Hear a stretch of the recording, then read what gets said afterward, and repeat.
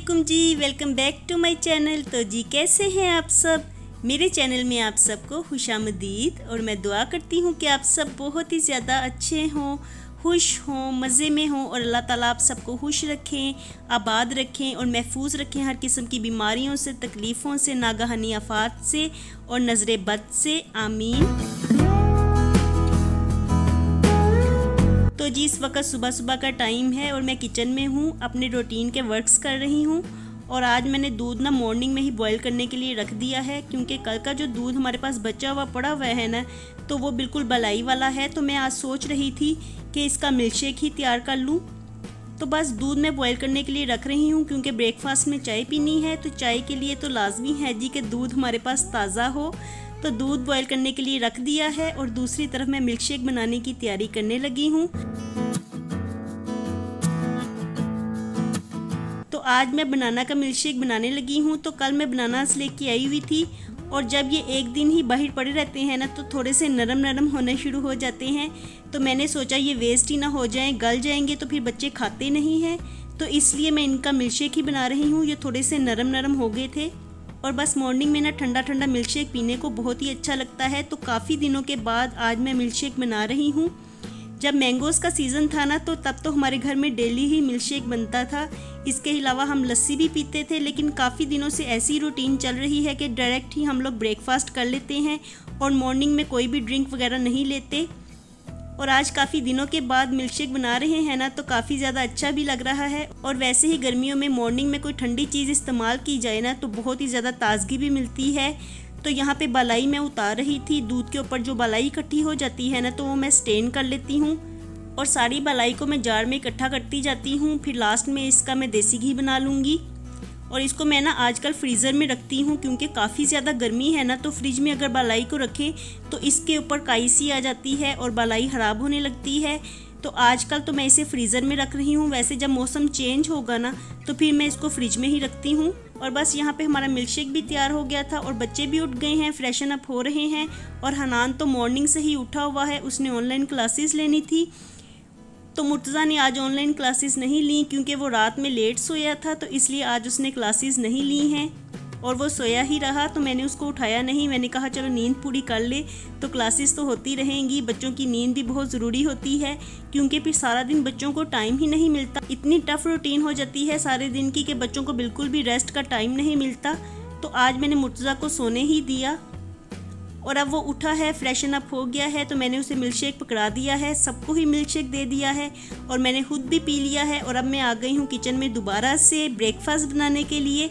तो मॉर्निंग का जो टाइम होता है ना, वो ज़्यादातर किचन में ही गुजरता है। किचन के ही इतने काम होते हैं कि मॉर्निंग का टाइम गुजरने का पता ही नहीं चलता।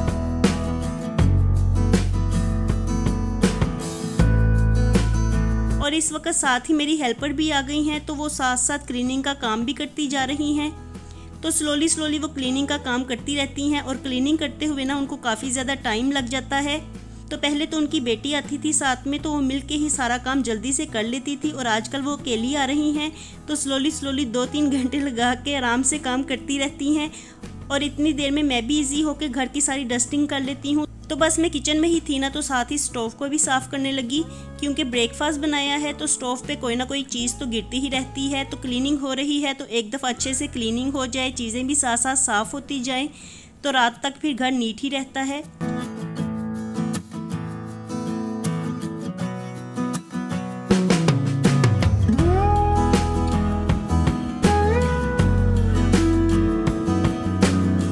और साथ ही अब मैं टीवी लाउंज में आ गई हूँ, यहाँ की भी डस्टिंग कर लूँगी। तो क्लीनिंग होते होते साथ में डस्टिंग भी हो जाए ना, तो काम इस तरह से इजी हो जाता है। वरना बाद में अगर डस्टिंग का सोचा जाए तो फिर बहुत ही ज़्यादा आलस आता है।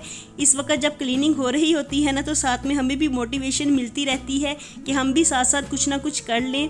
वरना जब क्लीनिंग का काम हो जाता है तो इंसान रिलैक्स हो जाता है, सोचता है कि सारे काम तो हो गए हैं, क्लीनिंग तो हो गई है, अब डस्टिंग को कल ही कर लेंगे। तो मेरे साथ तो अक्सर ऐसा ही होता है, अगर मैं क्लीनिंग के टाइम पे डस्टिंग ना करूँ ना, तो फिर बाद में मुझे इतना ज़्यादा आलस आता है और मैं सोचती हूँ आज चलो रहने ही देती हूँ, कल कर लूँगी। तो इस तरह से मेरी डस्टिंग रह ही जाती है। तो आजकल मैं बिल्कुल ऐसा ही कर रही हूँ, साथ साथ हेल्पर क्लीनिंग करती जाती हैं और साथ साथ मैं डस्टिंग कर लेती हूँ। तो इस तरह से मोटिवेशन मिलते मिलते मेरा काम भी हो जाता है। मैं साथ में उनको देखती हूँ कि वो क्लीनिंग कर रही हैं तो मैं भी साथ साथ काम करती जाती हूँ। तो मॉर्निंग का टाइम ना इसी तरह से गुजर जाता है, भाग दौड़ में ही गुजर जाता है।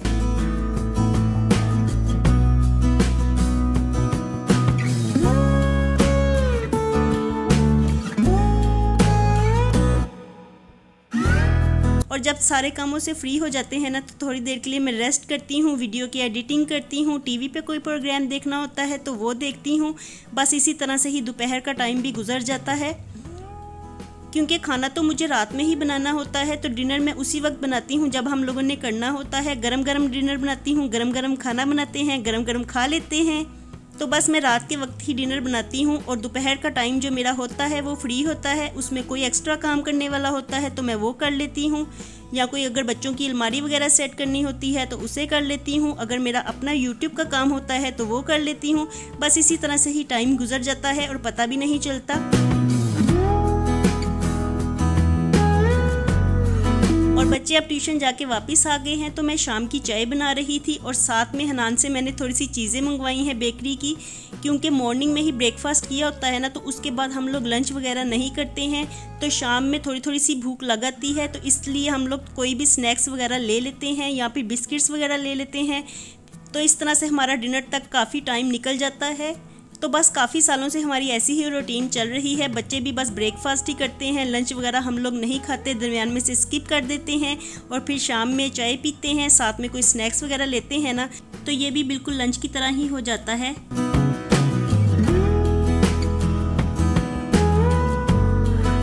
और रीबा मुझे 2-3 दिन से कह रही थी कि मेरा हताई खाने को बहुत ही दिल कर रहा है तो मैं लेके नहीं आ रही थी क्योंकि हताई बहुत ही ज़्यादा मीठी होती है। लेकिन जब उसने बहुत ज़्यादा इसरार किया ना तो फिर आज मैंने मंगवा ही ली हैं। तो ये इस कदर ज़्यादा मीठी होती है ना, सब बिस्किट्स की निस्बत हताई ज़्यादा मीठी होती है लेकिन बहुत ही ज़्यादा मज़े की भी होती है। और आज हनान काफ़ी मज़ेदार रैप्स लेके आया हुआ था तो मैं देख रही थी, ये थोड़े से ठंडे मुझे लग रहे थे, मैंने इन्हें माइक्रोवेव कर लिया है क्योंकि ऐसी जो बेकरी की चीज़ें होती हैं ना जब तक वो गर्म ना हो तो उनका बिल्कुल भी मज़ा नहीं आता। तो मैं उसे गर्म ही कर रही थी, साथ में चाय बना रही थी, साथ में बिस्किट्स वगैरह होना तो चाय पीने का मुझे बहुत ही मज़ा आता है।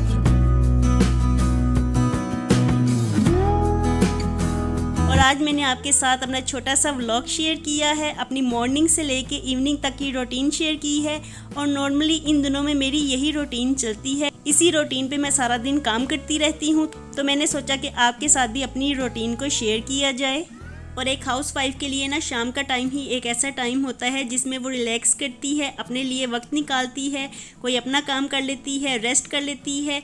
और मेरे लिए भी शाम का टाइम बहुत ही इजी होता है। शाम में मैं रेस्ट करती हूँ, थोड़ा सा काम कर लेती हूँ यूट्यूब का, तो ये टाइम मुझे काफ़ी ज़्यादा अच्छा लगता है जिसमें मेरा कोई भी काम करने वाला नहीं होता।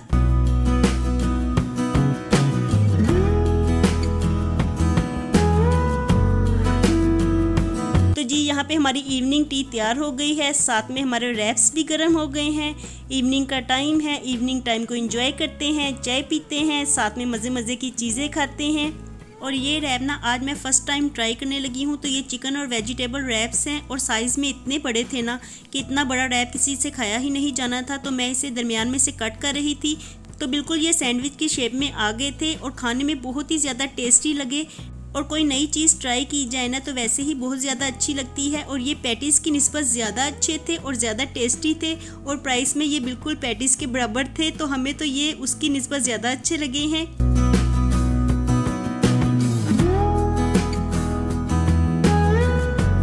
तो सब चीज़ों को मैंने यहाँ पे रेडी कर लिया है। रैप्स तो अच्छी तरह से गर्म हो गए हैं तो इनमें से बड़ी अच्छी खुशबू भी आ रही है। तो जल्दी से हम इनको एंजॉय करते हैं। और इस मज़ेदार से टी टाइम के साथ ही मैं लेती हूँ आपसे इजाज़त, क्योंकि व्लॉग का मैं यहीं पे एंड करने लगी हूँ। मैं मिलूँगी आपसे दोबारा एक नए व्लॉग के साथ। खुश रहिए जी, आबाद रहिए, अपना बहुत सा ख्याल रखिएगा। थैंक्स फॉर वॉचिंग जी, अल्लाह हाफिज़।